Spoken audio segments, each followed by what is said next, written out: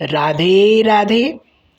आज हम भाग्य बढ़ाने का आपको कोड वर्ड बताएंगे कि किस चीज से कौन सी एक्टिविटी आप कर रहे हैं, उस एक्टिविटी को बंद कर दें, आपका भाग्य बढ़ेगा। इसमें कोई दो राय नहीं है। यानी गुप्त रहस्य बता रहा हूं, उसे समझें और अपने जीवन में उसे उतार लें। कभी भी आप पीछे नहीं रहोगे किसी भी व्यक्ति से, चाहे वह आपका प्रतिद्वंदी हो, चाहे वह आपका मित्र हो, चाहे वह आपका पड़ोसी हो। कभी भी आप पीछे नहीं रहोगे। आपका भाग्य निरंतर बढ़ेगा।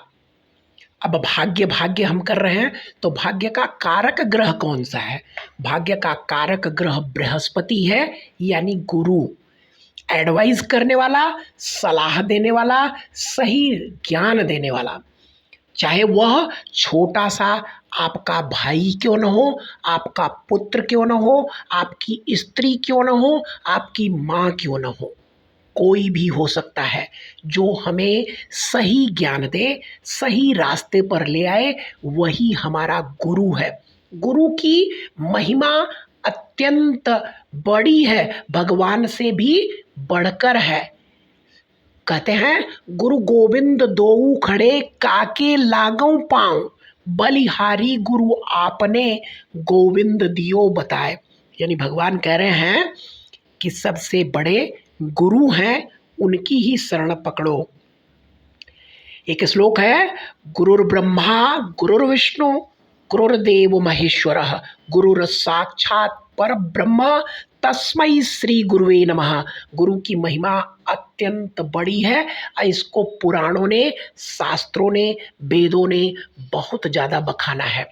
तो हम कोई बहुत बड़े ज्ञानी नहीं हैं, लेकिन समझिए कि गुरु की महिमा क्या है।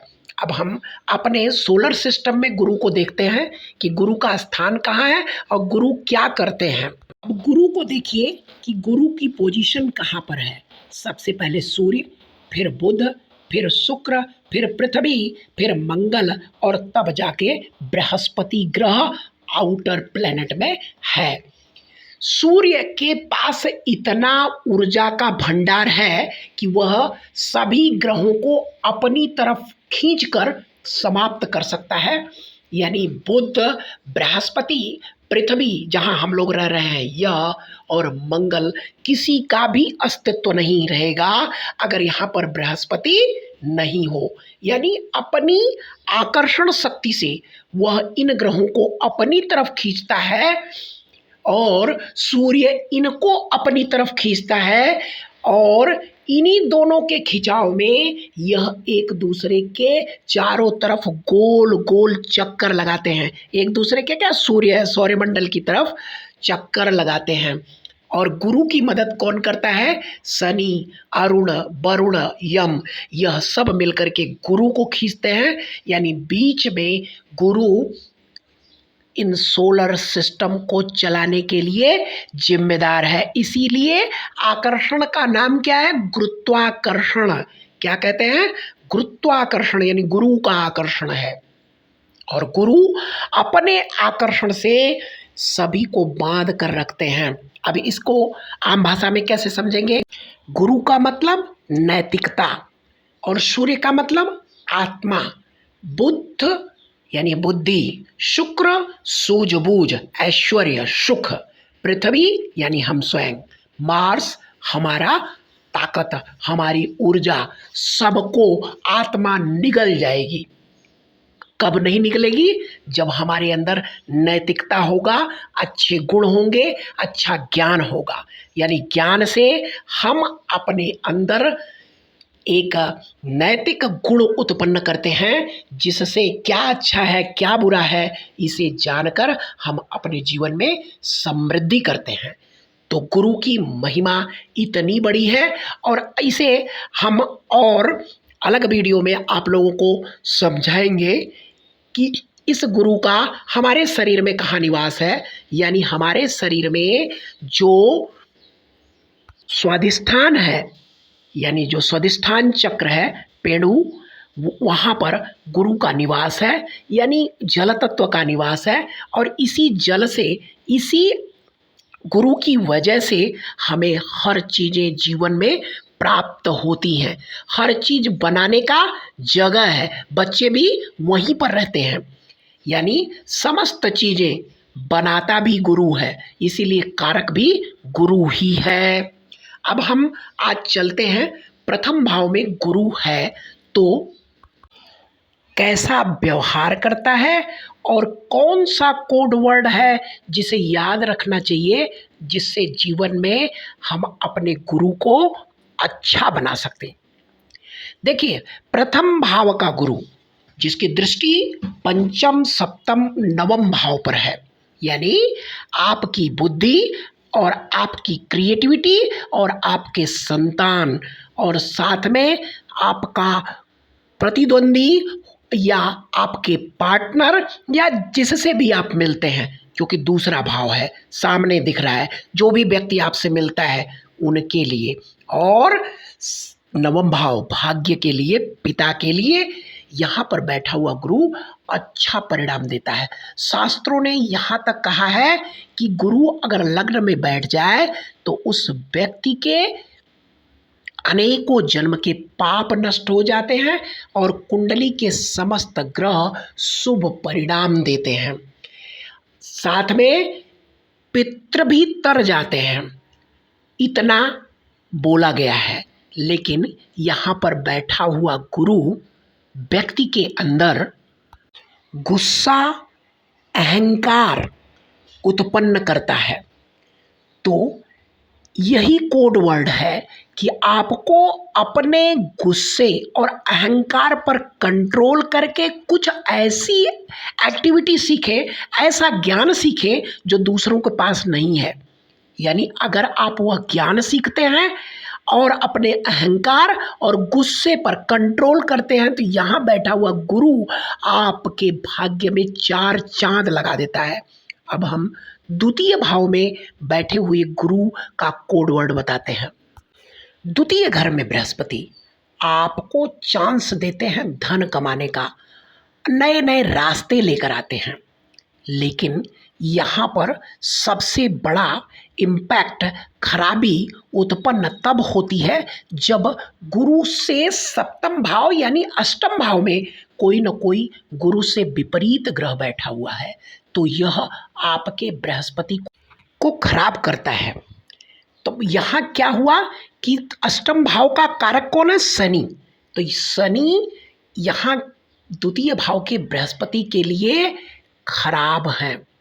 तो अगर शनि की एक्टिविटी आपके डाइनिंग रूम, क्योंकि यह डाइनिंग रूम बताता है, तो अगर उत्तर दिशा में भी आप ब्लू कलर का पेंट लगाओगे यानी शनि को एक्टिवेट करोगे तो यह आपके बृहस्पति को खराब करेगा।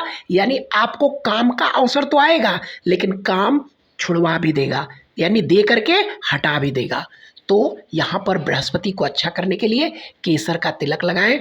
यह आपका कोड वर्ड है, केसर का तिलक लगाना और शनि को अपने से दूर करना।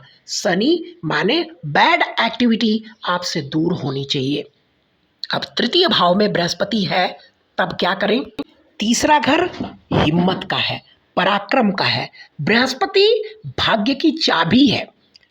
अब आपके अंदर अगर हिम्मत है, हिम्मत से आप आगे बढ़ते हो। यहाँ पर एक चीज़ है, कान भी है, सुनना। तो अगर आप किसी की बातों को सुनकर या कान के कच्चे हो तो आप प्रॉब्लम खड़ी कर लोगे। यानी अपने सिबलिंग से ईगो या एंगर में, क्रोध और ईगो में आकर कोई भी गलत काम नहीं करते हो, अपने भाइयों से बना कर रखते हो। और अपनी प्रशंसा सुनकर विचलित नहीं होते हो। प्रशंसा सुनो, उसे एक कान से सुनो, दूसरे कान से निकाल दो।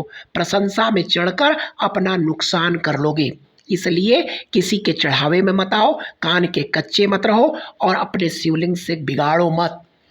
तो यही बृहस्पति आपको आपकी हिम्मत की वजह से आपके समस्त कार्य करवाएगा और जीवन में तरक्की देगा, भाग्य को बढ़ाएगा। चतुर्थ भाव में बृहस्पति, चतुर्थ भाव का बृहस्पति खूब धन देता है, पैतृक संपत्ति देता है, अनअर्न्ड इनकम, धन के अनेकों सोर्स देता है। पर यहाँ का बृहस्पति में एक कमी यह है कि यह दिखावा बहुत करता है।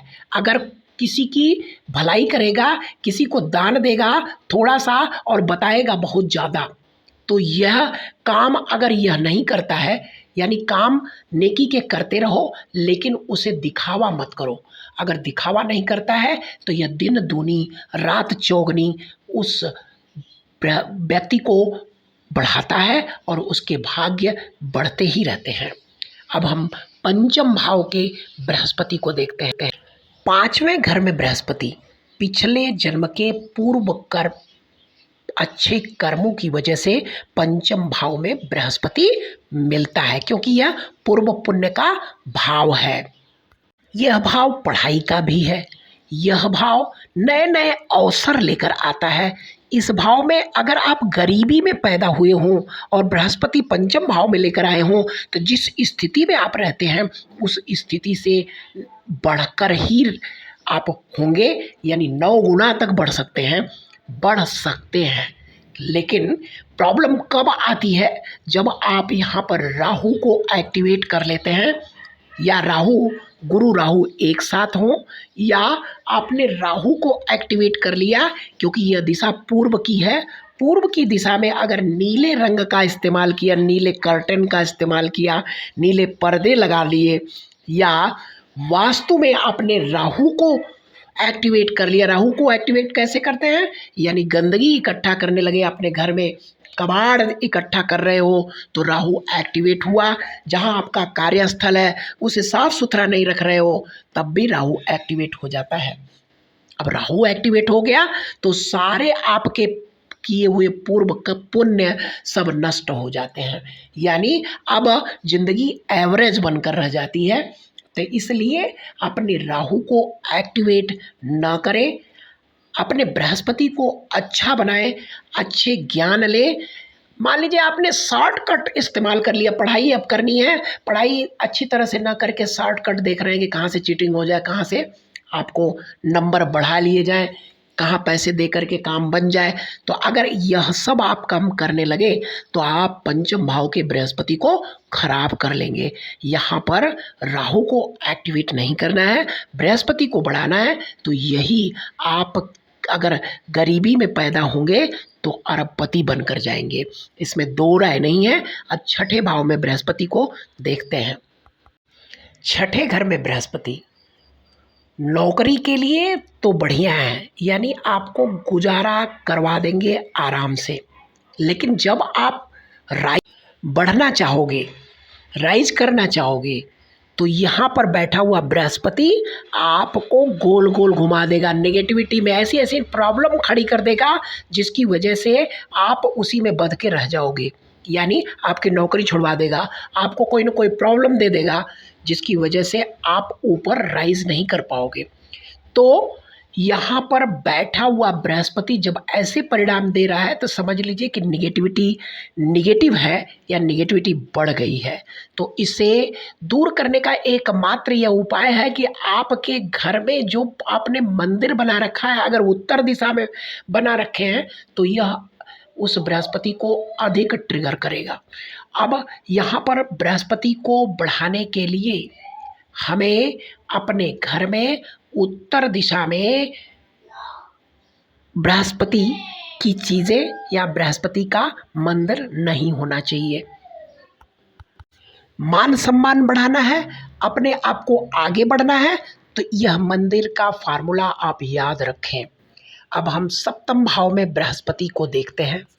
सातवां भाव रिश्तों का है, सातवां भाव व्यापार का है, सातवां भाव दूसरे लोग का है। अब यहाँ पर बृहस्पति यानी ज्ञान कहाँ है? दूसरे लोगों के लिए है। यानी ये लोग दूसरों को बहुत अच्छी सलाह देते हैं, यानी इनके पास ज्ञान भी है, दूसरों को सलाह देते हैं, लेकिन वह सलाह अपने ऊपर लागू नहीं कर पाते, यानी यूज़ ही नहीं कर पाते। यूज़ करेंगे तो काम भी नहीं करेगी। शादी विवाह में अड़चने लाकर खड़ी करेगा, व्यापार धंधे में दिक्कत देगा। यहाँ पर बैठा हुआ बृहस्पति घर की जिम्मेदारी ये उठाते हैं, चाहे ये छोटे भाई क्यों ना हो, छोटी लड़की ही क्यों ना हो, ये पूरे घर की जिम्मेदारी उठाएंगे और इनको जिम्मेदारी मिलती भी है। अब यहाँ पर बैठे हुए बृहस्पति को ठीक करने का कोड वर्ड क्या है? प्रैक्टिस। अभ्यास से आप अपने सप्तम भाव के बृहस्पति को अपने फेवर में कर सकते हो, लेकिन यहाँ अभ्यास ज्ञान आपका यूज नहीं होगा। बृहस्पति अष्टम भाव में पैसे के लिए बढ़िया है, पैसा आता है, लेकिन अगर इसे रोक लेंगे तो पैसा आएगा भी नहीं। ये लोग देना भी जानते हैं, अष्टम भाव के बृहस्पति रोकते भी नहीं, देते भी हैं, लेकिन इनके लिए कोड क्या है? अपने घर की साउथ ईस्ट दिशा, दक्षिण पूर्व की दिशा, अग्निकोण की दिशा अगर साफ सुथरी है तो पैसा आएगा भी जाएगा भी, लेकिन अगर यह खराब है तो पैसा आएगा ही नहीं। यह ये कोड वर्ड है। अब हम बृहस्पति के नवम भाव को देखते हैं। बृहस्पति नवम घर भाग्य का है, धर्म का है, तो धर्म से जुड़िए, भगवान के प्रति प्रेम रखिए, लेकिन आडंबर नहीं। अगर आप आडंबरों में पड़े, यानी यहाँ का कोड वर्ड आडंबरों में पड़े, तो अपने 9th भाव के बृहस्पति को खराब कर लोगे। 9th भाव यानी भाग्य को गला घोट कर मार दोगे। यानी नवम भाव जितना अच्छा होता है उतना ही भाग्य बढ़ता है। तो नवम भाव के बृहस्पति को बढ़ाने का कोड वर्ड है आडंबरों से बचे। बृहस्पति दसम भाव क्या है? आपका प्रोफेशन है, कर्म है, यानी कर्म जो सेल्फ आप कर्म करते हैं वह दिखाता है। तो यहाँ पर बृहस्पति जो ज्ञान है, जो भाग्य है, वह कह रही है कि अपने पिता के बिना सपोर्ट के अगर आप कुछ भी करोगे उसमें राइज होगे। अगर पिता का सपोर्ट लिया तो आप कभी राइज नहीं हो सकते हो। इसी तरह से अब 11वें भाव के बृहस्पति का कोड वर्ड समझते हैं। 11वें भाव का बृहस्पति अकेला मंदा बताता है। तो अकेला मंदा मतलब यहाँ सपोर्ट किसकी मिलनी चाहिए? यहाँ पर भाई बहन, बड़े भाई बहन यानी दोस्तों का सपोर्ट आप लेते हो, उनसे किसी भी प्रकार की शत्रुता नहीं रखते हो, तो यहाँ धन का मामला यानी लाभ में भाग्य का विशेष साथ मिलेगा और आप जीवन में निरंतर अग्रसर बढ़ते रहोगे। अब 12वें भाव के बृहस्पति के विषय में समझते हैं। 12वां भाव क्या है? मोक्ष का है। 12वां भाव मुक्ति का है, देने का है, कुछ भी देना। अब यहाँ बृहस्पति ग्रह आ गए तो क्या कह रहे हैं कि ज्ञान दो, यानी जो भी आपके पास रिसोर्स हो उसे दो, लेकिन शोबाजी मत करो, दिखावा मत करो। अगर दिखावा करते हो तो यहाँ पर बैठा हुआ बृहस्पति खराब हो जाएगा। अब यहाँ पर आप किसी को कुछ भी दो या जो भी आपके पास रिसोर्स है सबको बांट दो, उससे अधिक आप प्राप्त करोगे, लेकिन कभी इसे दिखावा मत करो, कभी बताने की कोशिश मत करो कि मैंने यह चीज़ें इन लोगों को दान दी है, यानी इन्हें दे दी है। तो यहाँ पर बैठा हुआ बृहस्पति आपको अच्छा बनाएगा और आपके भाग्य और लक को एनहांस कर देगा। यही यहाँ का कोड है। अगर आप अपने बृहस्पति को, चाहे वह 1 से लेके 12 भाव कहीं पर भी बैठे हों, अगर उनसे संबंधित चीज़ें या उस भाव में क्या खराब कर रहा है उसे समझकर अगर आप अपने कार्य को करते हैं तो जीवन में कोई भी ऐसी चीज़ नहीं जो आपके भाग्य को डाउनफॉल कर दे, नीचा गिरा दे। अपने भाग्य को एनहांस करें, बढ़ाएं, अपने बृहस्पति को अच्छा बनाएं। कल हम शुक्र के विषय में समझेंगे। तब तक के लिए राधे राधे।